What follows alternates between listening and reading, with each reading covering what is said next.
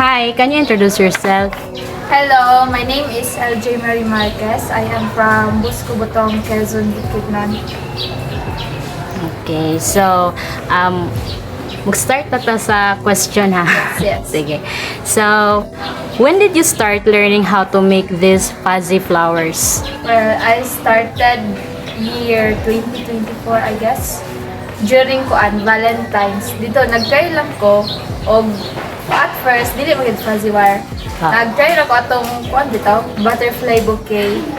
So, mo dito na nag-start. Kanang small pa siya nga, wala po ko'y plan na mag-business. Pero, nagkuhan na. Hindi ka na na-business na rin siya. Wow. Ato. So, okay, so, next question na po nato is, what inspired you to start making fuzzy flowers? Actually, na-influence ra ko sa kanang akong kakakita sa mga videos dito, sa mga reels, sa TikTok, at yun sa YouTube. Dito din, ang first na ko nga gibuhat ani kay nag-crochet.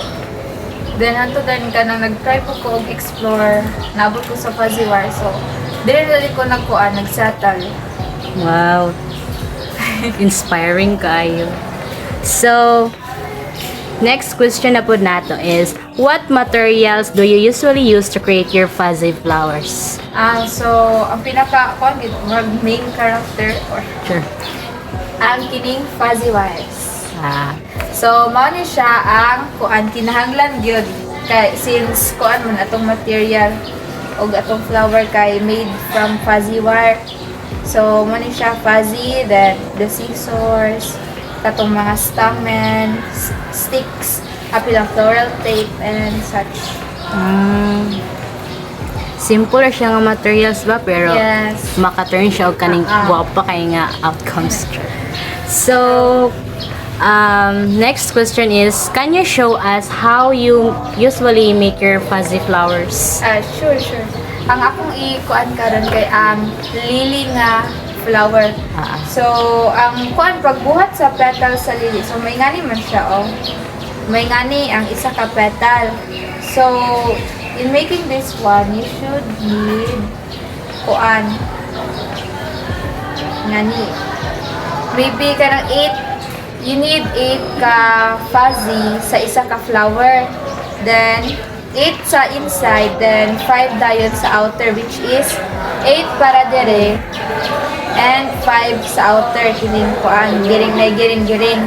So, ang first step kay ang sa inner niya, tagtulo kada isa, like kining nga fuzzy mo siya i-fold, then fold them into half na po hanggang sa may ngani siya. Then pag ang kini dayon ang iyabit ang tunga, ima siyang ikat.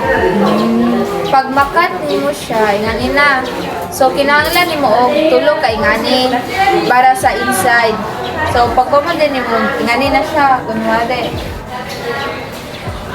Na ra. Nara tulo di ba ni ka Okay. ka inner. Then imo na siyang ipatong. Like, isumpay siya. Ipatong na po nimo. So, nanay tulo for inner. Then, ang outer, need na nimo isa ka ingani. Imo ra siyang i-fold into half. Ingana ra siya. Dili na katubit ang same ani sa inner nga ikaduhang pag-fold. So, kini siya ingani ra. Imo din siya i-insert diri sa ubos. Na-insert. Ingana na siya. I-twist din nimo siya diri sa babaw. 2 times. So, after that, imo siyang i-plastaron. Kaya magkuhan. So, may ngani na siya. Imo, para nakay mo, giring-giring dire. Giring-giring. Nga na, imo na siyang More siya, dahon-dahon gamay? mura zigzag. So, nga na. Then, dire na po din sa pika, same process. Pero ang uban, kanang napod sa ilahi nga way. Ang uban, like, kanang na sila stick, ila ding iana. Okay. Ang ako, ingani ako ang way. Kaya mas dalian ko. So, ingana na, imar siyang Giring-giring. gibira. Then, after that, ima din siyang ipaubos. nga na siya.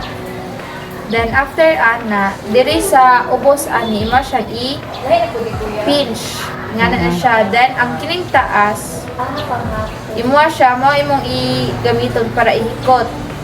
Usually akong pag ana ikaduha ra kay para mango dili kay baga diri oh. So mo na siya. Mo din i-cut ang iyang excess. Dili Then, po siya matangtang. Dili ra. Kay gitwist di ba na? So, So man siya. Imo din siya i-bend para makuan yung petal. Then, so, need mo og 5 ka ingani para maka-form ka og isa ka flower. So, imo din siya, pag magkuhan ka, magdikit ka, nga na din mo sila. Tod sa, ang 5, madikit ni but nga din mo og stamen sa tunga. So, inga na siya. wow. Tayo sa lang, wala na ako magbuhat na kung kuhan. Ben, ay, naran ako yung example. Okay, okay. Color yellow rin siya. Nga kuhan. Karang 5 bitaw ko buo. So, nara. Cute siya to na. So, siyang i-ano. Dikit na mo gamit ang stick glue. Pero para clean ang kuan, magamit ka og glue gun. Ana, then may ngana rin siya. May mga rin siya flower pag dikit. May ngana siya. Wow. Pero, kuan, but yan po di mag-stamen dire. Then, sa yung stick, kuan na, barbecue stick, look dira. Then, floral tape, dayon para limpyo bitaw siya. So, mana siya. Ay, kuno. So, mana siya. Thank you kayo. So, kuan kaning So atong last nga kaning question is, do you have any advice for people who want to try making fuzzy flowers? Ang akong advice, first gyud kay ang kana bitaw ang willing nimo nga mag-take og risk then imong passion sa pagbuhat because kanang brag dili siya ma-complete o kanang wala po kay passion sa pagbuhat like ang gusto na nimo kay kanang money lang. So kinahanglan gid og kana bitaw na kay passion kay kanang brag magbuhat ka ba with love ingana. So ingana then ang kuan pod of course ang budget magkuan kay kanang magbuhat kay ka kan bitaw brag plano sa kaya nimo kanang ibuhaton tanan kay kanang sometimes murag makuan ka ba kanang kung pila imong i-budget ana ingana so dapat na estimate mo siya tanan then nakakuan po ka kanang sa tag mag-ask po ka sa uban bitaw nga like unsa ilang pod ma-advise nga naa sila nga store nga gakuha nga nindot og quality para pod ang first outcome sa imong product kay okay siya. Thank you kayo sa imong kuan no. Yes.